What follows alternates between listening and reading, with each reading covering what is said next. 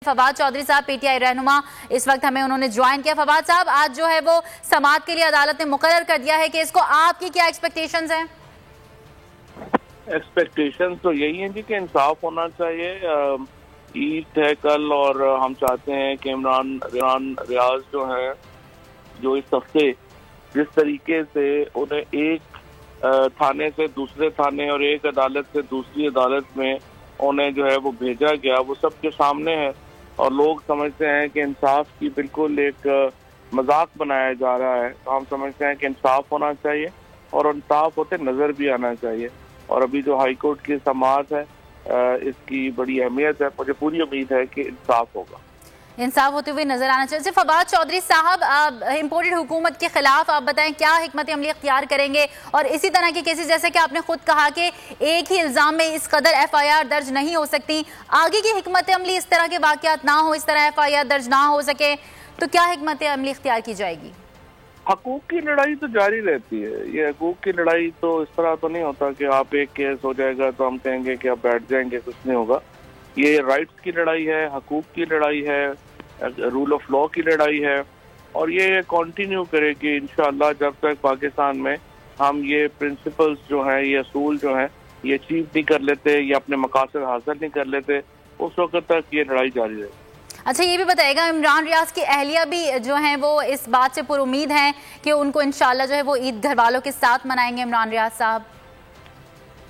देखिए नहीं, इसमें जैसे बोल्ड टीवी है, ARY है, हमारे जो आज़ाद मीडिया के लोग हैं, एक तो गुलाम मीडिया के लोग हैं ना, गुलाम मीडिया को तो छोड़ दें, आज़ाद मीडिया ने इस पर जिस तरीके से भरपूर साथ दिया है, उन सब का शुक्रिया अदा करता हूँ।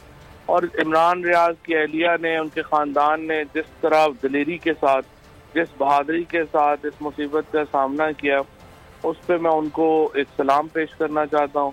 और पूरा पाकिस्तान उनके साथ खड़ा है, हम उनके साथ खड़े। पूरा पाकिस्तान साथ खड़ा है, ना सिर्फ पाकिस्तान बल्कि ओवरसीज पाकिस्तानियों ने भी अब एहतजाज शुरू कर दिया। फवाद चौधरी साहब जी बिल्कुल, जहाँ जहाँ पाकिस्तानी है वो क्योंकि एक सिंबल बन गए हैं, एक अलामत बन गए हैं आज़ाद पाकिस्तान की और एक आज़ाद मीडिया की और एक हकूक की, राइट की मूवमेंट की। तो इससे सारा पाकिस्तान खड़ा है, जहाँ जहाँ पे पाकिस्तानी है वो इमरान रियाज के साथ।